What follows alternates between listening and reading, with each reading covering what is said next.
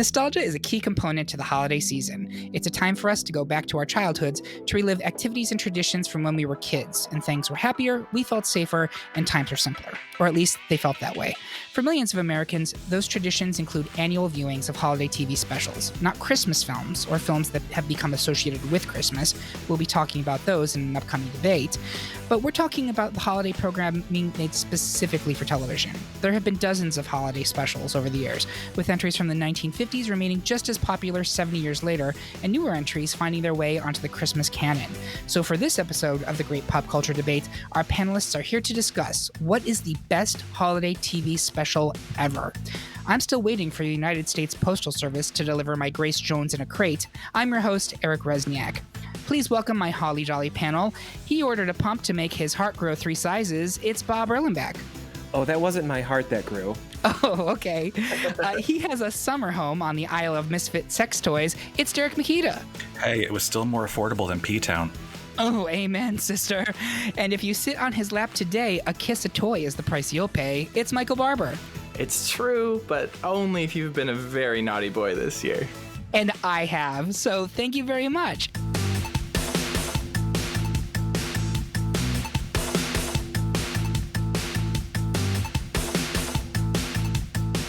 Our minisodes work a little bit differently than our regular episodes. There's only one part, and we don't have any public poll. Our panelists make their personal picks on a specific topic. We mix them all together, create a 16-seed bracket, and then we argue about it and insult each other, all for your amusement. Want to follow along at home? You can find the bracket for this episode, as well as all our debates, in the polls and brackets section of greatpopculturedebate.com.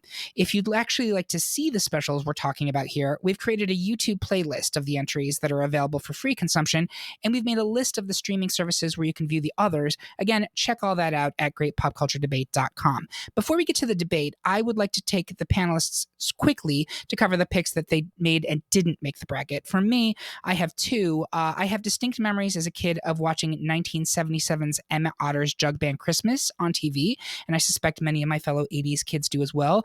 It's not one I haven't watched, or excuse me, it is one I have not watched in quite a while, so I didn't push it for the rest of the group. But on the flip side, the 2018 RuPaul Holislay Spectacular is very divisive within the Drag Race fandom. There's a crowning twist that pissed people off. The RuPaul and Michelle lip sync was ridiculous. And then you also had the fact that it's basically an hour-long infomercial for Ru's latest holiday CD. But I find it charming. It brings back 10 amazing queens who were put into the back of the public spectacle. And it made people fall in love with Sonique all over again. And Jasmine Masters literally covered her face in tulle to obscure the fact that she couldn't be bothered to learn the words to RuPaul's terrible holiday song. So for that reason, I think it needs to be discussed. I think it needs to be re-embraced by the fandom, and I'm here for it. Bob, you nominated the Schitt's Creek holiday special as well as the Doctor Who Christmas Carol. Can you tell us about those? Yeah, well, I thought, Schitt's Creek, I threw that on the list because it's only a couple years old, so I thought it was nice to throw something a little bit more recent on there. It's a pretty good episode of the show. I think I kind of threw it on there knowing it might be a little bit of a throwaway. It really only culminates in one really good joke at the end about the hotel potentially burning down and Moira making a comment as though that wouldn't be so bad. But I thought it was kind of funny. But really just for that one little payoff, I can. That's Schitt's Creek to me. I like watching 7 seasons for one joke is the way I feel about that show. But I know I'm in the minority there. Yeah. And Doctor Who, I put that one on there too because that was one of the better holiday specials in my opinion. It was really the Christmas Carol. It had Dumbledore in it as the main character, Michael Gambon, and then I just think it was one of the better ones. It was a lot of fun, and it really. I don't really have much else to say about that. I didn't prepare an argument for that today. That's okay. I sprung that on them last minute. Which Doctor was it? Do you remember? It was Matt Smith, of course. Matt Smith, of course, the best one. And I think, was it the New Year's or Christmas special where Smith takes his final bow? That was like the big 50th anniversary special? Yeah. So that was not that episode, but yes, it was one of the Christmas specials. A few specials later. Yeah. That was incredible to me. That special was amazing. But thank you, because I used to be a huge Whovian. I've fallen off of it, but those Christmas specials were usually pretty good. I would also like to say that one of the things I didn't throw on my list, may they rest in peace, are the Victoria's Secret fashion shows. Oh, absolutely. In fact, I was thinking about it just the other day. The Drag Race Netherlands finale just aired, and Janie Jacquet came on wearing a Victoria's Secret angel outfit with the wings. I was like, oh my God, I'm not going to have my Vicky S fashion show this year. What does Christmas even mean anymore? Like, thanks, Me Too movement. No, I'm kidding. In reality, we're very much pro Me Too movement, and it had to go. But I will miss the angels and the incredible music that was always included in those fashion shows. Derek, your lone pick to not make the bracket was Jim Henson's The Christmas Toy. Tell me about that. I've literally never heard of it. Yes. So it was another made-for-TV movie, and I can't remember whether it was ABC or NBC, but it was a Jim Henson Christmas special. It was presented by Kraft, which they literally hit you over the head with every single commercial break. But it had some good original Muppet characters in it that were not, I think they might have been seen occasionally after, but a lot of them were very specific to this particular story. And it basically tells a story of, this one toy named Rugby, who is the child's favorite. And he doesn't realize that he's only been the child's favorite for a year, and that soon Christmas will come and there will be a new favorite. And he is determined to get under that Christmas tree at all costs so that he can be the Christmas toy once again. And it's an adorable, adorable movie, and I highly recommend it. Interesting. It sounds like it's. I feel like every special in the 80s was either hosted by Kraft or Clorox. 100%. 100%. It was like, the wholesome Reagan era, like everyone be at home and cook for each other moments. But apart from this one, I did just want to do a quick shout out to the BBC, because there aren't a ton of and actually I'm just looking at these brackets. I don't think there are any now that I'm looking at them. British movies or British TV shows who have Christmas specials on our brackets. And, maybe that has to do with, just general distribution. But the British are really devoted to having Christmas specials on literally every single TV show that will have one. Sure. So, yeah, shout out to the Brits. Shout out to the Brits. They know how to do it right. They have Christmas crackers, and I'm not talking about my family. All right.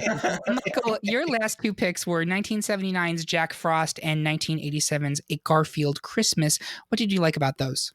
I mean, they were all right. I'm not so mad that they didn't make the bracket. Jack Frost kind of belonged to that group of sort of like the claymation Christmas classics that just are very near and dear to me. There's a couple of them that did make the bracket here that I'm more interested in anyways. Garfield, I was just a Garfield kid growing up, so like everything Garfield I was on board with. So obviously the Christmas special was something near and dear to me. Absolutely. And if you're like a kid or someone now who's in their 20s or something, you probably don't understand how important Garfield was to 80s kids. But like those treasuries, I took them out of the library constantly. It was very much a thing. So I can vouch for that. He can vouch for that. He can. Michael, exactly. Bloom County, I love. Actually, Bloom County deserves a comeback too. Michael, you also wanted to briefly touch on two of your picks that are on the bracket but get unanimously booted in round one. So why don't you talk about those? I did want some time for this, Eric, because I voted against myself, but there was a reason for that. So one was Mr. Magoo Christmas, and this was, one of those movies I had probably not seen for 30 years until I rewatched it again this week. And I think nostalgia had made me remember it as something much better than it actually is, because upon rewatch, it's actually like pretty grim. It's the Dickens Christmas Carol, but it's just pretty bleak and not really like my jam for a Christmas special. So I'm sorry for taking up room on the bracket when I'm sure there's other more deserving things on here. The one I did want to spend a minute talking about, which is a very special movie, is Babes in Toyland. And this is the 1986 version. I guess there's a couple different versions. And this is a very special movie. It has a star-studded cast, all playing Mother Goose characters in a dream that main character Drew Barrymore is having after she falls out of a Jeep on a sled and runs into a tree, which, happens to the best of us. It happens. So you've got Keanu Reeves in this movie way, way before he was ever cool. tween Drew Barrymore, of course, before she could act. You've got Eileen Brennan in probably one of the defining roles of her career as that Mother Goose character with a ton of kids. I don't remember which character, but Mother Hubbard or the old woman who lives in a shoe. Sure, both. Actually. She was old Mother Hubbard and she was living in the shoe. I know because I just watched it this morning. We do research on this podcast. Exactly. In addition, you've got that one guy from Empty Nest playing the villain. I'm sorry, I'm terrible with names.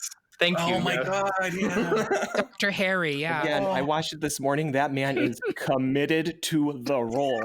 He uses that scenery as if it is cotton candy. And then last but not least, you've got Mr. Miyagi from Karate Kid as the toy master. That's right. Yeah. Incredible. So yeah, What a time to be obviously, alive. really convincing reasons why this is one of the greatest holiday specials. That said, it's just like an absolute turd of a movie, like hot Christmas garbage. But it's one of those movies that's like so garbage it's good, Like me and my brothers watched it on VHS every year, like often more than once. And one of the reasons it was like extra special is because it was the Christmas special that most of all, more than anything, my mother absolutely hated. And she's like the loveliest person and doesn't have very much hate in her heart, but she had hate for the babes in Toyland. So of course we just loved it even more. And it was also special because the way we came to own this movie back in the 80s was because they were selling it with Happy Meals at McDonald's one year. So I always just associated it with delicious fast food. Good callback to a previous podcast episode. Exactly. Check out the fast food episode of this podcast in which Michael tells the riveting story about the time that his father killed a man coming out of the drive-thru at Burger King. Allegedly. We can't prove anything. But I do want to piggyback off of something that Michael just said, which is that many of these are the ones that we're going to be discussing are objectively terrible as an adult. But for reasons that I'm sure psychologists can explain, it doesn't matter because when we were kids, they imprinted on us so heavily. And I watch them every year. I literally will watch them every year. Now, Rudolph is not terrible. Rudolph, we will get to. But there are other ones that I know aren't good, but every year I will watch it. And if it's not Christmas unless I do. So as you're going through this list and saying that is garbage, and there's one matchup right out of the gate that it's literally two trash things opposite one another. Yes, it's garbage, but it's so terrible. It's amazing, especially when you were a kid. So with that out of the way, let's cover the seasonal 16 picks that received unanimous support in round one. The animated 1969 Frosty the Snowman special used the magic in his hat to make Mr. Magoo's Christmas Carol disappear. The original 1966 How the Grinch Stole Christmas cartoon was a mean one indeed to the 1986 made-for-TV Babes in Toyland, and 1964's Rudolph the Red-Nosed Reindeer lit the way for 2017's Olaf's Frozen Adventures premature exit. Now let's don our gay apparel. Oh, just kidding. We've already got that covered. As we jump into the debates, we were evenly split over two arguably terrible throwbacks, 1978's The Star Wars Holiday Special and 1986's Dolly Parton's A Smoky Mountain Christmas. Derek, I beg you to pardon Dolly, while I will celebrate Life Day and the iconic mess that is the Star Wars Special. Derek, go ahead. Okay. So, admittedly, both of the specials in this bracket are ones that a lot of people are not aware of, mostly because George Lucas has tried to, as best he can, to bury it from history. The other one is just a delightful romp that was made for TV and really was not seen very much after that. So I will talk about Dolly Parton's Smoky Mountain Christmas. It is basically a country Christmas adaptation of Snow White. It was from 1986. It was made for TV by ABC, and it stars, get ready for this, Dolly Parton, Lee Majors, Dan Hedaya, Renee Auberjonois, and it was directed by Henry Winkler. So already you're getting some Class A talent in this particular Christmas movie. Now, Class C, but sure. Don't you talk about my Dolly that way. Oh, right. Dolly is an exception. Dolly's a class like AAA, or double D, as the case may be. Also, Lee Majors is giving off serious daddy vibes in this movie. So, I mean, that's extra bonus points for him in this. It's got great Dolly Parton original music that you will not find in other properties. It was specifically made for this movie. And it's got things like a Christmas witch named Jezebel. It's got a police chase. It's got a jail bust. It's got little orphan urchin children. It's got a Smoky Mountain setting. And Dolly as basically a Christmas angel. So for me, this is a heartwarming precursor to what eventually became the Hallmark films, and a nostalgic pick for Dolly fans looking for annual viewing. And that's what it was in my household. And I will say it is, as a movie, bad enough that most of the people in my household would not watch it with me. But as a child, I made it annual viewing for me personally. So that's why this gets a strong pick for me. And it's very interesting because both of these actually have relevance in 2020, because Dolly has her Christmas album coming out this year. In case you did not know, we have a new Dolly Christmas album, and there's a Lego Star Wars holiday special coming out this year. So it's like everything old is new again. I will clarify. He was like, "Don't talk about my Dolly." Anyone who knows me knows how much I deeply, deeply love Dolly Parton, unironically. So it pains me to argue against her here. But I have to, because it's the fucking Star Wars holiday special. So let me explain to you, if you've only heard tell of the special, why you should care about it. It is 90 minutes long, but somehow feels like 4 hours. That is not a compliment. You have Carrie Fisher coked out of her mind the whole time, which is fantastic to watch. Boba Fett actually makes his first canonical appearance in this special. This is before he was ever in Empire, because it happened right after the original Star Wars came out, and they made everybody sign on for this, not knowing what it was going to be. You have Diane Carroll singing while there's this intense, sexy dancing happening. You have the Chewbacca fully terrifying father creeping on people. You have, to me, what is the pièce de resistance? B. Arthur seducing a Tusken Raider in a boozy cabaret number.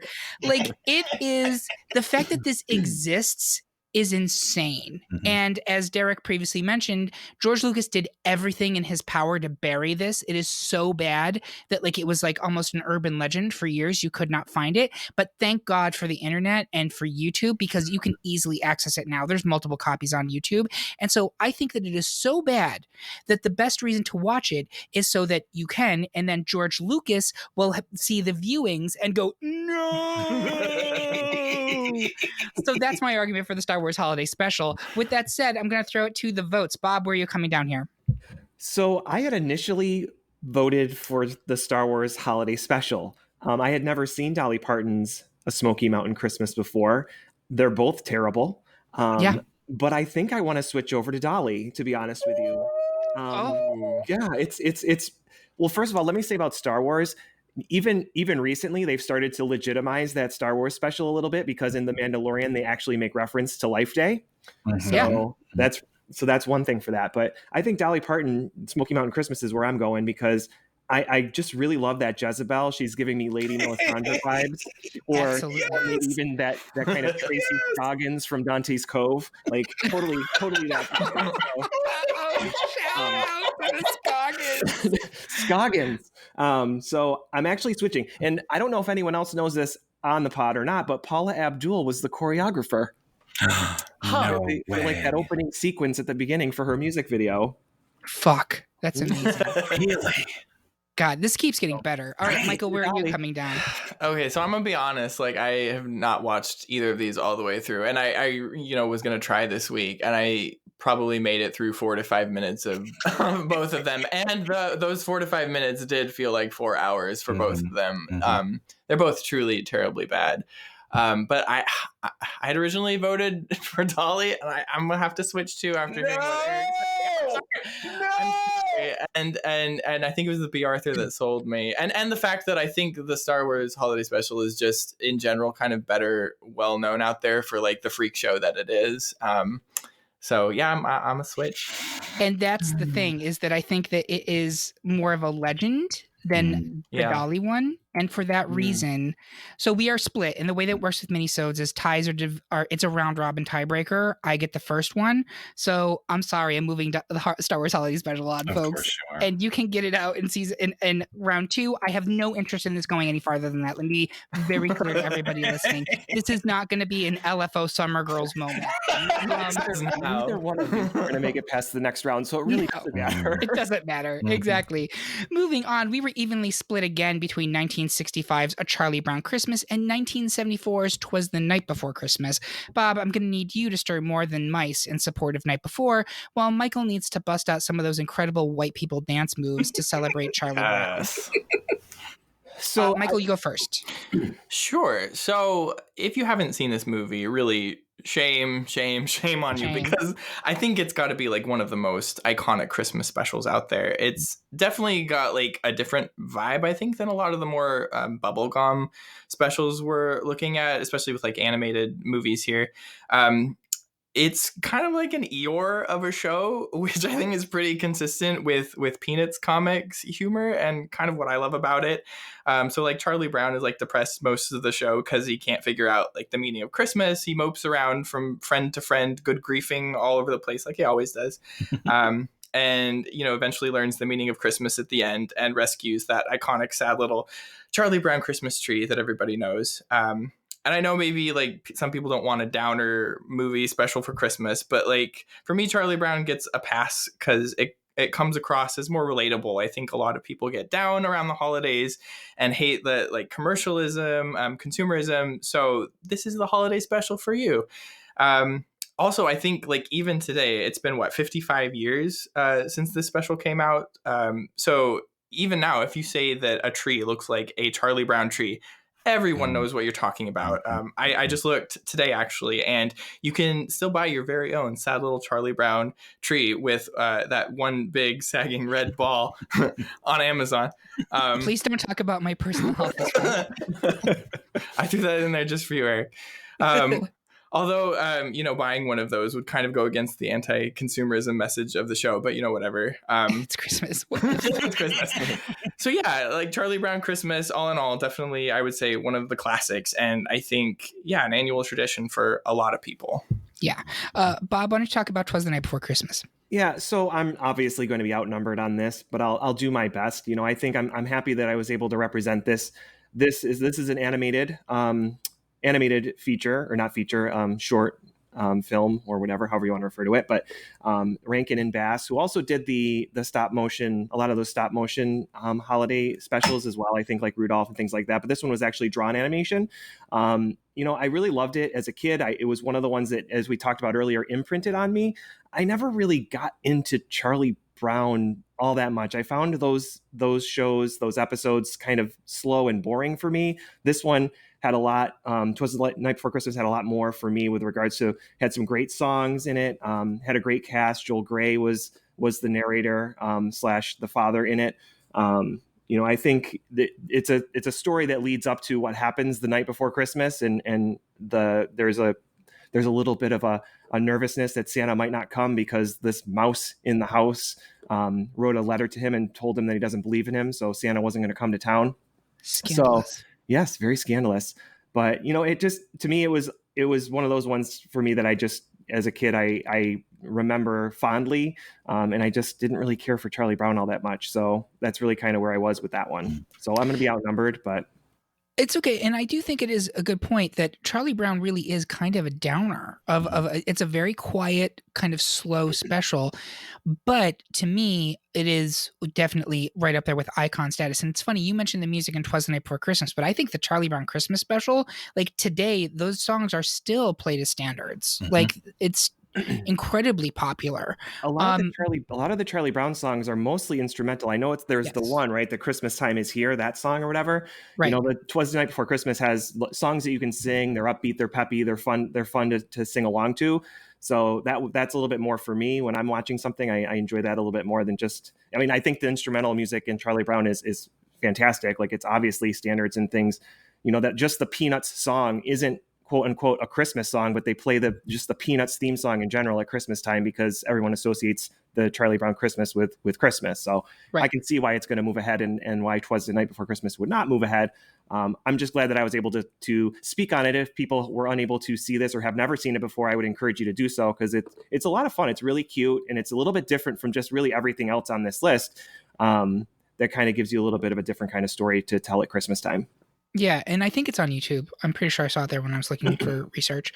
Derek, where are you coming down here? Oh, definitely Charlie Brown Christmas. Yeah. I mean, as a child, it was my introduction to Charlie Brown. Like, even before I had seen any of the comic strips in newspapers, this was how I got introduced to these characters. And I think that the feeling of this particular Christmas special is very evocative of the feeling you get when you're actually reading the comic strips themselves. Like, it's not super upbeat. Like, yes, you get that, the full-on Charlie Brown downer of it, but it is, like, you put it best, Eric. This is iconic Christmas special to me.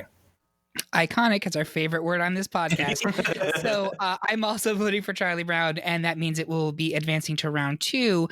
Speaking of something different, as Bob was just saying about his pick, I was the lone holdout in favor of 1987's Will Vinton's Claymation Christmas, while 3/4 of the group preferred 1983's Mickey's Christmas Carol. I will unbox my California raisins, while Derek will get Mickey with it. Derek, why don't you go first? So Mickey's Christmas Carol was made in 1983, and it is Disney animation in its most classic form in that it uses classic Disney cartoon characters to tell the story that is usually just a very depressing Victorian tale from Charles Dickens. And I think for a lot of late Gen Xers and early millennials, it's what made this classic tale accessible and not overly frightening. And I know that for me, it was my introduction to the story of A Christmas Carol, and probably the reason why I actually still enjoy the story. Like, it has a slight nostalgia factor because it is the classic Disney characters. So it has Scrooge McDuck as Scrooge, obviously, Mickey Mouse as Bob Cratchit, Goofy as Jacob Marley's ghost.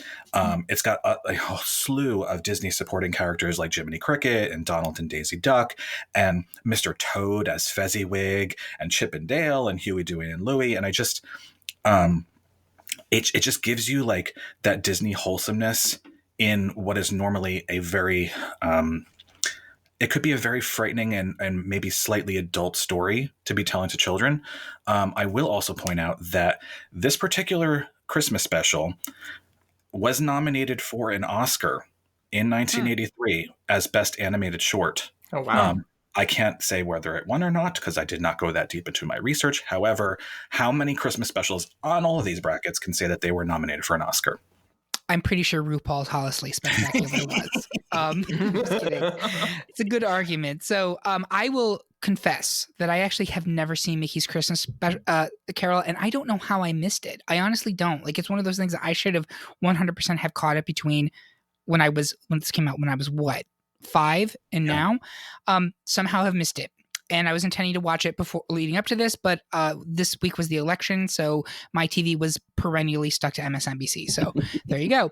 I'm going to speak on Will Vinton, which I also had not seen, but I did my research on this particular part, and I was really smitten with it. I think it is something hugely different for anything else on this bracket. I think it's this amazing time capsule where, like, the music and the art style and everything about this feels distinctly 80s, whereas almost every other special on this list has a timeless quality about it, which is to their credit, I think. But I love the fact that I watched this and was like, yep, this is like 1987. That's exactly what this is. It's great for kids because there's really no narrative. There's very little talking, lots of music, lots of colors. It's very quickly paced. It is claymation. This is an art style that, like, I can't think of the last fully claymation thing I've seen. I guess Wallace and Gromit. Anybody else have anything more contemporary than that? I don't think so. Not in this style. Not like this is like Gumby style animation. Yeah. And it's so charming. And there's some really great bits in this. The Three Kings and the Camels, the Ice Skating Walrus, the California Raisins are there singing Rudolph. And then, of course, to me, the really best part of it is the Carol of the Bells segment, which is really funny and clever and very well done. The whole thing's super effective. I totally get why Mickey's Christmas Carol is going to advance here, but I did want to speak on it. So is everybody else sticking with Mickey? Yes, ma'am. Oh, yeah. Yeah, this was hard for me because these were the two things on the list. Like, these were my top two. And like I had to pick between them in the first round, but I had to go with Mickey. Yeah, Yeah. and I don't blame you. I think what did it for me is that I remember one of my favorite things to do when I was watching this as a kid was like yelling out whichever character came from whichever other Disney movie. Like Derek was saying, they're like these rando characters from Robin Hood, and I'm sure I irritated my parents to no end, like yelling out these character names. But I was honestly doing it today again when I watched it. And also, your parents were probably drunk, so. It did not win the Oscar. Oh, well, it should have. Should have, yes. Well, it's advancing today. Exactly. So ultimately, who's laughing now? Another even split between 1985's He-Man and She-Ra, A Christmas Special, and 1970's Santa Claus is Coming to Town. Bob, summon the power of Grayskull and bring the victory to Eternia and Etheria. While Michael, you have leave to both pout and cry in an effort to sway votes to Santa Claus is Coming to Town. Michael, why don't you go first? Yeah, so like I said earlier, there's several of these like claymation Christmas specials out of like the 60s, 70s era that to me are just like magical, and this is one of them. So it tells the story of how Santa became Santa, and I'm pretty sure the way the show describes it is like now accepted as pretty much Christmas canon now when it comes to like Santa Claus lore and really Christmas lore in general. Like, for instance, did you know that the reason we hang stockings by the fire is because long ago, the government banned toys at Christmas time, and there was like an inquisition on toys, like home raids and everything. So Santa got the word out to that the kids should hang their stockings by the fire to dry. So he had a sneaky place to hide toys when he delivered. So yeah, that's what's in this movie. It has everything I want in a holiday special. It's animated. It's absolutely friggin' adorable. There's like a cute little lost baby penguin sidekick. There's magic spells. There's just the right amount of like suspense and that secret inside information on why Santa has a beard and about like Mrs. Claus's early career as a school teacher. And then most importantly for me, it has like really awesome original songs that are so catchy and fun to sing along to. Although sadly that If You Sit on His Lap Today, A Kiss a Toy is the price you'll pay is usually like cut when they play it on TV now for I don't know, pedophile reasons. But aside from that, it's all the joy and excitement of Christmas like packed in to one perfect little TV special, and I'm here for it, and I will be here again for it next Christmas. When you pointed out that Mrs. Claus started her career as a school teacher, I'm now envisioning Jill Biden as America's Mrs. Claus. It's basically that, yes. But it's very that. This is also the one where Santa's like a young strapping ginger, correct? Yeah, I maybe had a little bit of a claymation crush. Yeah. I mean, he's no Yukon Cornelius, but really, no. But, you know, a Yukon Cornelius adjacent. Yes. Is that one Burgermeister Meisterburger too? It sure is, yeah. I hated that one. Well, we will get to that, but first I want Bob to speak on He-Man and She-Ra, which was the crossover to end all crossovers for a young, promising gay in the 1980s. Take it away, Bob. I did not hate Santa Claus is Coming to Town. It just wasn't one of my favorites. So just say that out first. But yeah, well, obviously for He-Man and She-Ra Christmas special, of course I'm going to pick He-Man and She-Ra Christmas special. That was what, for me as a child, outside of Christmas specials, He-Man and She-Ra were it for me. Like that was must-see TV, was making sure that I watched He-Man. But this is a fun episode of He-Man and She-Ra because, you know, as we all know that He-Man's mother is from Earth, and Orko somehow gets trapped on Earth in this special, and two Earth children come back in to Eternia with them, and really everybody's there. Their whole cast of characters. You figure like just like on Simpsons, everybody's there. You've got your Moss Man, your Ram Man, whoever is going to be there. But they come to Eternia, and they talk about and teach people what Christmas is. Of course, Adam's mother knows, but and they even are able to really touch the heart of Skeletor, and he actually has feelings by the end and does some good things, and he doesn't understand why. And it's the spirit of Christmas that's able to change him. And I found it funny because I rewatched this for this again, and I was stricken by the comment that one of the children makes. That's everybody knows what Christmas is. Like, everybody celebrates Christmas, which isn't necessarily true, but So for me, like He-Man and She-Ra, that was first of all must-see TV for me, as well as this was just a lot of fun because all your characters from both shows are in one place. And it's just it's a cute little telling of a Christmas story on another planet. So that's why. There you go. Talking about the everybody knows what Christmas is, that is very mid 1980s white Eurocentric. Well, of course that is. I mean, we're going to do the best holiday pop song one later on this week. And believe me, there are very intense feelings about do they know it's Christmas? And we will be discussing that. So if you haven't listened to that episode. The children look at Orko and they're like, what are you, stupid? You don't know what Christmas is. Like, come on. You dumb bitch. I mean, yeah, well, Orko is stupid. He is stupid. Out there with a fucking scarf and he doesn't know what Christmas is. God, get it together. Derek, where are you coming down on this one? I am swayable on this because I really don't have strong feelings either way. Here's the thing. If I pick Santa Claus is Coming to Town, which is the classic pick, that's 2-2, and you're still going to move He-Man forward. So you know what? Not necessarily. Not necessarily. Okay, well, I am sticking to the classic Santa Claus is Coming to Town. I realize that there are quite a number of claymation films in these brackets, but this is one of the better ones, in my opinion. Yeah, and I had initially voted for He-Man and She-Ra, and I'm looking at it now, and I think, Bob, for people who are our age, which is old as dirt, that this show means a lot to us, but I don't think people who were like born after 1985 give a fuck about it, whereas I think people of all ages have much more affinity to Santa Claus is Coming to Town. With that said, I think it is like a B level of the Rankin Bass specials, and I do think we are going to have a glut of those once we get to the Elite Eight.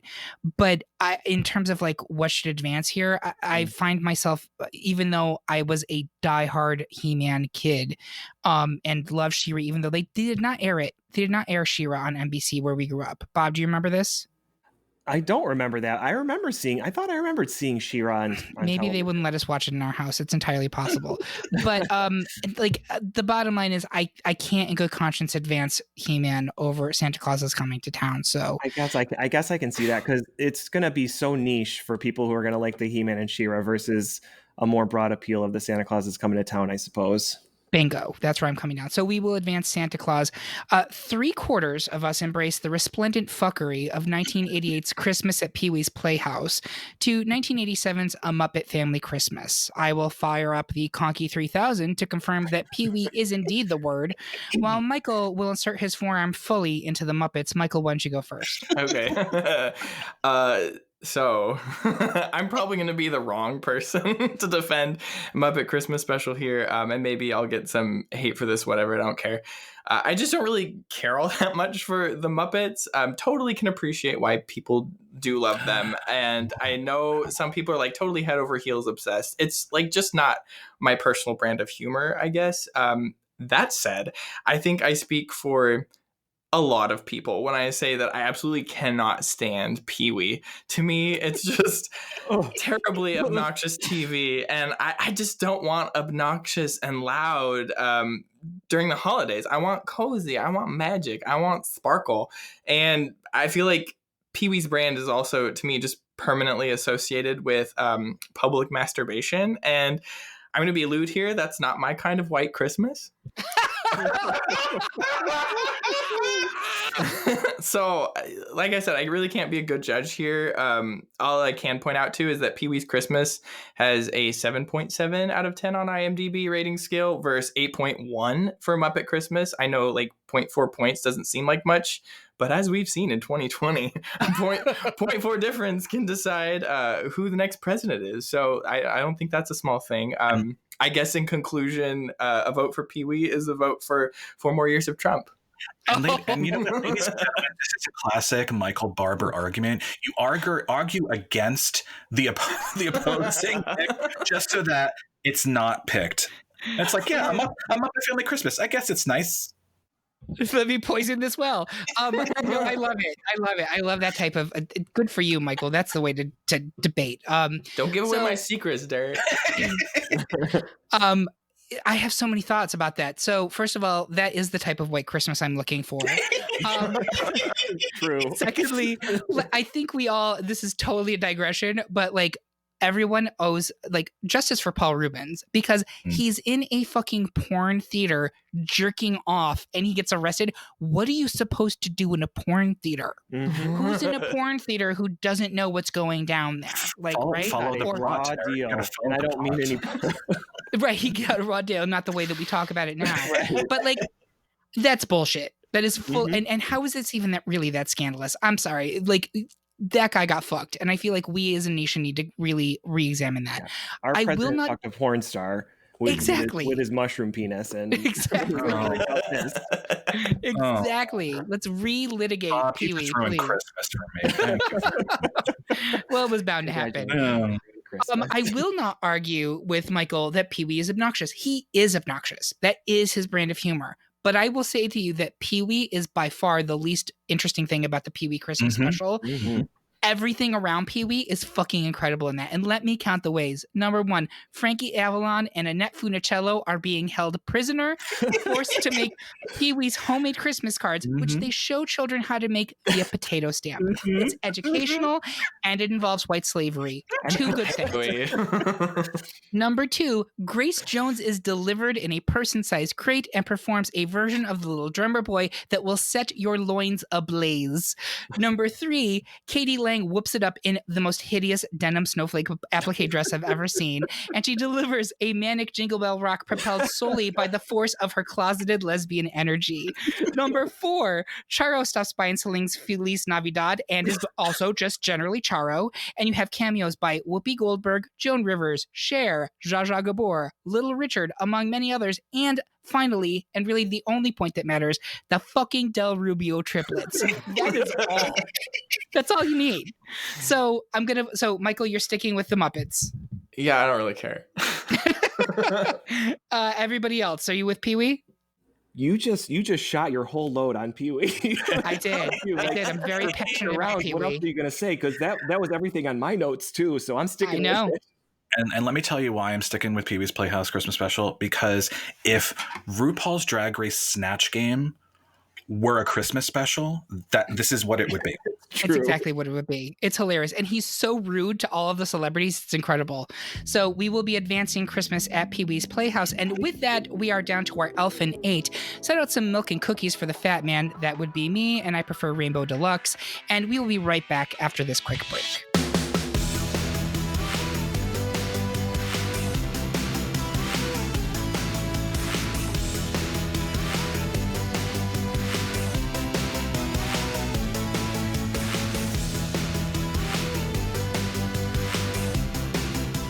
And we are back with round 2 of our Best Holiday TV Special minisode. You loved the first part so much that we're cashing in for the obligatory, though decidedly less satisfying sequel, just to make our advertisers happy. So let's get right into the Elfin 8. The Star Wars Holiday Special is up against Frosty the Snowman, and I'm going to go around the horn first. Bob, where are you coming down here? I guess I'm going to have to take Frosty the Snowman on that one. It's a little bit more classic, traditional Christmas. Star Wars had a good run for me, but Frosty. Sure. And Michael, how about you? Yeah, 100% Frosty. Can you speak to me a little bit about Frosty?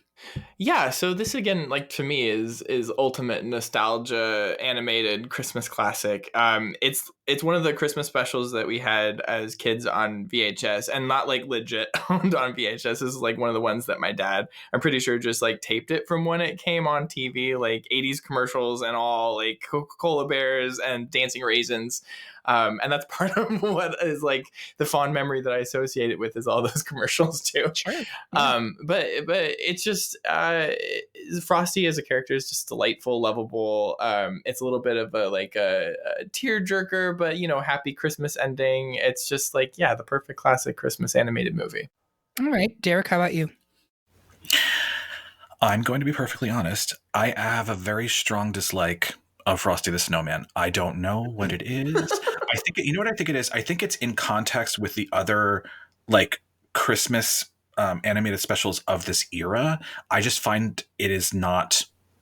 It doesn't give me what I want, and for that reason, my spite vote is going to be for the Star Wars Christmas special. Amazing. Did you have anything you wanted to add on the Star Wars Holiday Special? Oh, As so others have pointed out, I really shot my load on both Star Wars and Pee-wee, which You- seems very appropriate given you the subject did, matter. but you know what?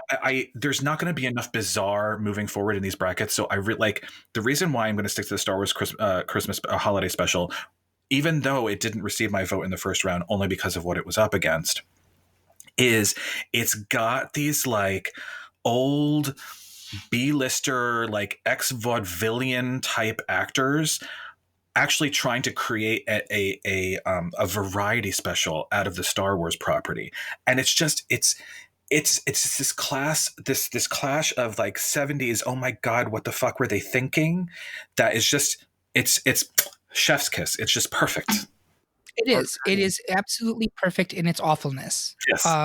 You didn't mention, Eric, you did not mention Jefferson Starship in your Good point. in your argument. I didn't, and Bob can attest. I am a huge fan of Jefferson Starship and Grace Slick. That's not even a joke. That's true. I'm coming down for Frosty here, so I believe that it is 3-1. So we will be taking the Star Wars special out to the Sarlacc pit, and we'll see what happens. We're moving on to How the Grinch Stole Christmas versus A Charlie Brown Christmas. I'm going to go around the horn first. Bob, where are you coming down here? Grinch against what? What'd you say? Charlie Brown. I'm gonna have to go with Grinch. I mean, it's obviously one of the more, as we love on this podcast, the more iconic, I think, of the two. It's more of the one that everybody waits for, in my opinion. So that's where I'm going with that one. Michael? He's a mean one, Mr. Grinch. Come on, baby. Yeah, Grinch, duh. Derek, you tended to go towards Charlie Brown here, right? 100%, yes. Do you have feelings against the Grinch? It's I understand why like the Grinch is a nostalgia pick, but I feel like these are evenly nostalgia picks for people. And I'll be perfectly honest. I in my household, I am living with friends, and there was a 4-year-old who really loves this book, and I was forced to read it at bedtime last week, and it is a freaking terrible book to read. You stumble over everything, which is classic Dr. Seuss. So just for that reason alone, I am voting for Charlie Brown. Amazing. I am Team Grinch, and so the book aside, I love the art style of this particular animated one. I think it's so evocative, and to me, that's always going to be the way I look at the Grinch. Nothing against the Jim Carrey live action version. I know if you were a kid in the 90s, you are probably like, no, that's the Grinch, and you need to shut your whore mouth. But for me, that 60s, it's so well done. It's weird. It's very Seussian. It sticks to that, like it takes and translates the book really well, even though it's not a direct copy. Like there are very clear differences in the art styles. I just think it's a brilliantly done animated short, and I think the music in it is great. That it's Thurl Ravenscroft, right, who does the theme song. Tony Like the Tiger. yeah, exactly. Which like we have to get back to that that mascot, cereal mascot one, because again, there's something very sexy about that tiger. I don't even want to think about it. I think there's absolutely nothing that you can criticize about the Grinch. I think it's a fantastic special. So I think that's 3-1 on Grinch, right? Yup. I believe so. Sorry, Derek. I feel bad here. Ooh. Next up, it's Mickey's Christmas Carol versus Santa Claus is Coming to Town. And Derek, where are you coming down on this one? Definitely Mickey's Christmas Carol for all the reasons I listed before. And Bob? I'm definitely on Mickey's Christmas Carol as well. I think Derek argued very well for it in the first round. Some of the other things that I thought were really interesting about this is Irwin Kostal did the music for it, which he did things like Bedknobs and Broomsticks, Pete's Dragon, Chitty Chitty Bang Bang. So the music is really great in Mickey's Christmas Carol as well. We talk about music in a lot of these other specials, but you know, there's one song in there that has some lyrics that's really nice to sing along to. But just in general, the music, I think, you know, some of the art style for Mickey's Christmas Carol is also excellent. Some of the mats they have for the backgrounds are just really, really stunning and beautiful to look at. And I think, you know, I really liked Derek's argument in the first round about how it makes that story very approachable for children. And it's a lot of fun, and it puts a lot of fun and pep into that story. And it's not drab by any stretch of the imagination. It doesn't take it into that Dickensian kind of woe is me-ish type of tone. So those are the reasons I really love it. Not to mention the fact that I'm a huge Disney person, so that really working in its favor as well. This was really my top pick for most. Every single year I would always wait. I would ask my parents, when's Mickey on? Which night is Mickey on? When is Mickey on? More so than Grinch even. So that's where I am. Okay. Michael, you were going to go for Santa Claus Is Coming to Town. Yeah, and this one's a tougher one for me because I honestly just love both of these movies. I would, watch them every year. I had to come down with Santa Claus because it's interesting. You were talking about, the music in Mickey's Christmas Carol. I think the music in Santa Claus Coming to Town is actually better and more memorable and catchier. And songs that I just have ingrained as a part of me. The song, put one foot in front of the other and soon you'll be walking across the floor, that he sings with Little Penguin. It's adorable. And I personally speaks to me because it's like my mom's favorite Christmas movie. And she would always sing that to us as kids, getting personal here, sing that to us as kids whenever we were feeling down on ourselves or something. That was her go-to little pick me up kind of song that she would sing to us. So it just, has a personal place in my mind. And I just love it to pieces. I think all of these are personal. I think that kind of is one of the things we're discussing as part of this. These really imprint on us in a very personal way. And so I think it's a completely legitimate argument. With that said, please don't hate me. I am going to swing my vote to Mickey here. And the reason I'm going to do that is, as I'm looking to the next one, I would rather not have two Rankin and Basses up against each other. That's also fair, because I think that's also to me, looking to the future, there's a very clear winner in the next one, and I think by advancing Mickey, it becomes a little bit more of a horse race. Yeah, so, I'm totally okay with that. Great. So we're going to advance Mickey to the final four, and the final round 2 matchup is Pee-wee Playhouse Christmas Special versus Rudolph the Red-Nosed Reindeer. And I'm going to let Derek speak first about Rudolph, although you say you're not a huge fan. I find some of the story and the tropes in it a little problematic. The dad is clearly a bully. Rudolph is clearly, a burgeoning gay man. So those parts of it I find just particularly irksome. With that said, there are a lot of classic characters in this. Yukon Cornelius, Herbie the elf who wants to be a dentist, the trip to the island of misfit misfit toys. It's just out of all of those 60s, 70s classic short story Christmas specials, this one is the one that sticks out the most to me. If it were up against Frosty the Snowman, I'm clearly going to pick this one. It's the better film. It's a really good claymation special as well. Don't get me wrong. I love Pee-wee's Playhouse Christmas Special for all of the reasons Eric suggested. It is high camp. Yes, Pee-wee is completely obnoxious, but that was my childhood. Just the freaking weirdness of it. But if you're putting the two of these up against each other, there's no way I can't pick Rudolph the Red-Nosed Reindeer. Bob, do you want to speak for Pee-wee? Yeah, and I could totally see that what Derek is saying there when you talk about these specials. I think Rudolph certainly is the more broad, approachable one for a mass audience versus Pee-wee's a little bit more niche. But to me, I think it is just really interesting that this actually exists, Pee-wee's Playhouse Christmas, because it's shocking to me how extraordinarily gay they made this. And just weren't even weren't even trying to hide the fact. They went for it. Everybody in this went for it. Katie Lang is off of the rails in this special, as you mentioned. I mean, right at the very end, as if it could not get any more gay, there is a room that he's building out of fruitcakes because everybody gave him a fruitcake for Christmas. And there are 2 half-naked men in this room building a fruitcake room. So, it's just crazy. And the number of people that they had in this special, Oprah, I don't think you mentioned Oprah earlier, Little Richard, the folks in Charo, the biggest of them all. But it just, to me, it shows at that time, really before his kind of, his indiscretion, right? He was a big deal to be able to have people like Cher knocking on the playhouse door, right? Like that was kind of crazy to me to think this corny ass character had that much clout to get a special with that many people in it. So I think there's a lot to be said about that. It's absolutely true. I had completely forgotten about the beefcakes building the fruitcake. Thank you for reminding me about that. With that said, I'm going to go around. Derek, were you coming down here? Pick me last, please. Michael, were you coming down here? Yeah, you know what I'm gonna say already. Rudolph, easy. You know how strongly I advocated for Pee-wee in the first round, and it is, as an adult, one of my very favorite things. Because fun fact, we were not allowed to watch Pee-wee's Playhouse in my house.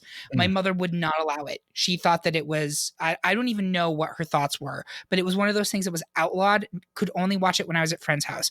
So I never saw it until like, I don't know, early 2000s. I was like, this is fucking lit. And I will watch it every year ever since, and I enjoy it more, and I find new things that are funny every time I watch it.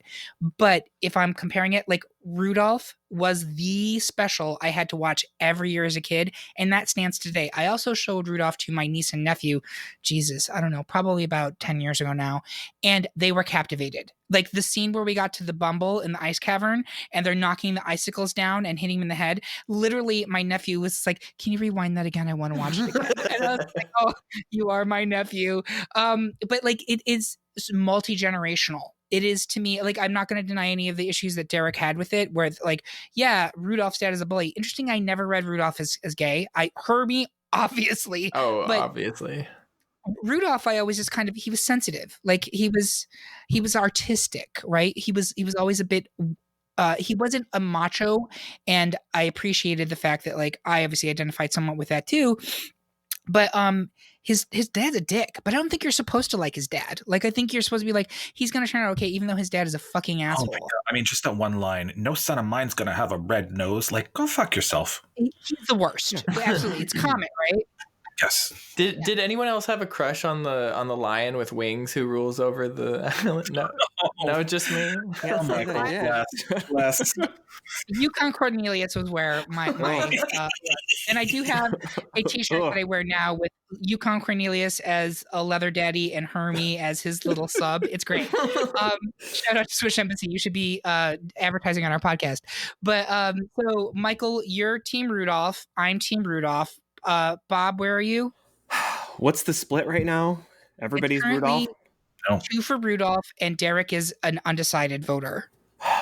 It's really tough for me. But I think I'll probably have to say Rudolph at the end of the day. Okay. Derek, where are you coming down on this? I will vote with the majority. That's fine. All right. It is weird to me that it took that much cajoling to get Rudolph to advance, but I think that speaks to the Go ahead, incredible queerness. Oh, I'm sorry. The incredible queerness of the Pee-wee's Playhouse Christmas special, which if you are a young gay and you have not watched that yet, please find it, because the fact that exists from 1987 is astonishing, as Bob said. What were you going to say, Bob? It's just shocking to me how gutted I am over that decision. Like what to pick over those two. Like I don't know what to pick. They are so polar opposites in what they have to offer, right? But at the end of the day, what's the one everyone's going to talk about, right? It's Rudolph. Bingo. Nobody thinks, oh, I have to see Pee-wee. I do now, but certainly I wouldn't have. Like, it's true, but you know what? I feel like as an adult, I appreciate the camp of Pee-wee's Playhouse Christmas Special so much more than I did when I was a child. In fact, I remember watching it as a child, but not even knowing who half the people were. Sure, because what kid knows who Oprah is? Right. Yeah. I have 2 other friends that I've been working on another podcast with, and we did Pee-wee's Big Adventure as our movie. And we decided throughout that, I'm like, this is a really good movie, right? I'm like, Pee-wee was pretty good. Like Pee-wee really knew what was going on. He was pretty good. So he absolutely was. And he had a recent comeback movie that's on, I think, Netflix. This is actually really entertaining. Like it's solid. All right. So we are to our final 4, which is Frosty the Snowman versus How the Grinch Stole Christmas, Mickey's Christmas Carol versus Rudolph the Red-Nosed Reindeer. I always take a step back now and look at the final 4. Do I think it's correct? And I say, I think it's pretty dead on. I think the one that I'm surprised that didn't make it this far is Charlie Brown. And I think that's just because it was up against Grinch, honestly. Yeah. Charlie Brown is the other iconic one I think is missing. So first matchup, Frosty versus Grinch around the horn. Derek, where are you coming down? Grinch. Bob.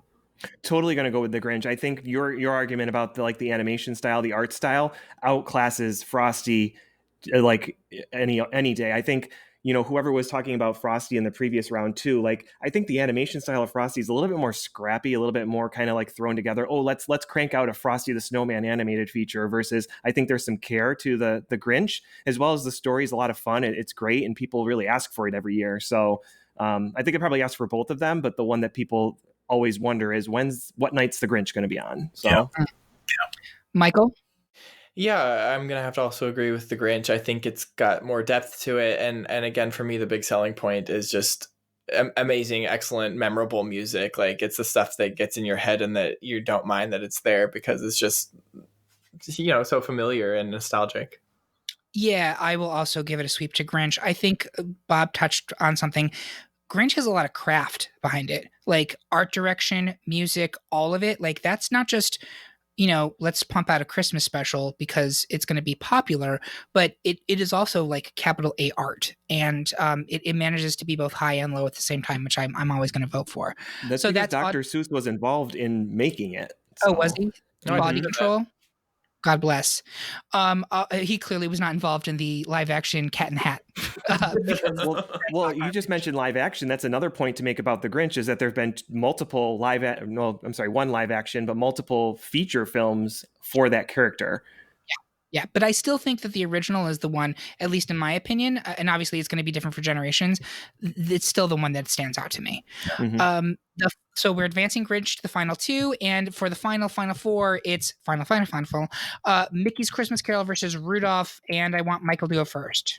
Yeah, I'm gonna go with Rudolph the Red-Nosed Reindeer on this one. To me, it's just like Christmas perfection. The whole story, like. It just has everything you want. Again, for me, the music sells it. Like it's just wonderful. Derek. I'm going with Mickey's Christmas Carol, actually. And I understand why people want to advance Rudolph the Red-Nosed Reindeer because it is a classic. But I just, if we're talking about just general animation style and what I feel more nostalgic about, it's definitely Mickey's Christmas Carol. Interesting. Bob, where are you coming down here? I am actually going to stick with Mickey's Christmas Carol. I think A Christmas Carol is a classic story.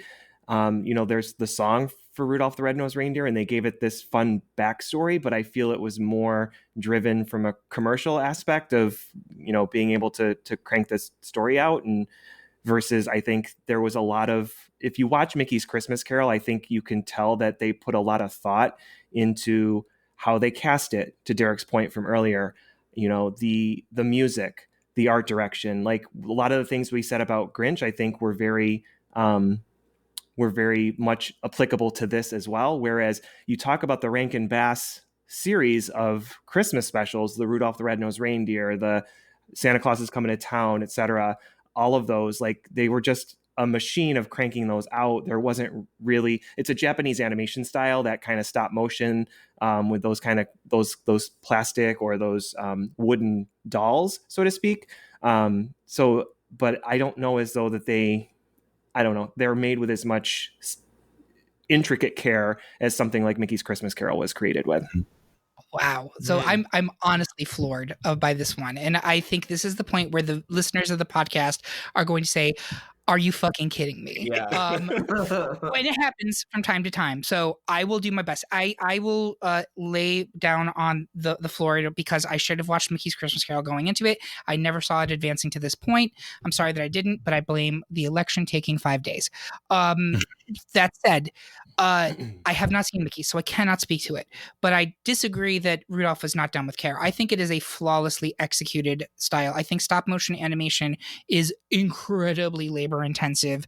We watched a mini documentary on The Nightmare Before Christmas. Obviously not the same, but like it takes them fucking years to make a feature length movie using that style. Not that hand-drawn animation is quick by any stretch, but I think it is brilliantly art directed. I think it is iconically 1950s in terms of like the style of it, but at the same time there is a timelessness to it. I don't actually have an issue with the backstory. I think it's weird and like totally 50s in its like zaniness, but I think it has like real emotional heft to it. Like there's like these characters actually have arcs. Like there's things that they're battling with. There's inner demons. There's external bullies. There's all this stuff going on, and it's really captivating. And it was for me as a kid all the way up to now. It still is, I think, very captivating. Again, I cannot compare it to Mickey's Christmas Carol because I have not seen it, but I think we would be doing a huge. Let me put it this way: I think the average age of our panel is skewing this results. I suspect that people who are older than 45 and younger than 35 probably do not have as much of a personal affinity for Mickey's Christmas Carol as our panelists do, but I think everybody recognizes Rudolph. All that said, that's kind of irrelevant because you guys are making personal picks and this is a personal topic. So that's my 2 cents on this. I'm sticking with Rudolph. Derek and Bob, are you sticking with Mickey? Yeah, I actually switched to Mickey because I originally was going to be like when we originally did these picks, I was picking Rudolph, but throughout the course of this debate today, like I was like, you know what, I have to stick with Mickey. Yeah. Okay. And Vive, go ahead. Sorry. Oh, I just wanted to also add, I actually watched Mickey's Christmas Carol this morning, and I compared to these other movies like Rudolph the Red-Nosed Reindeer, Santa Claus Coming to Town, I think it's a little bit underwhelming. I don't think it's like it really rushes through the Dickens story and doesn't really establish and develop the characters in the same way that you get out of Rudolph the Red-Nosed Reindeer. And I don't think the music comes anywhere near as close to what you get in Rudolph. There's nothing you can really like sing along to in the same way. It's certainly like the volume of songs you get in Rudolph the Red-Nosed Reindeer that you get out of Mickey's Christmas Carol. Mickey's is like quick and done, and Rudolph is like, you're in for it. You've got your milk and cookies. This is like what I looked forward to as a kid right before Christmas. How long is Mickey? Excuse me. I think it's 40, under 30 minutes. 30 to 40 minutes, somewhere in there. Yeah. I watched it in the bathtub this morning. It was real quick. It's definitely longer than oddly enough.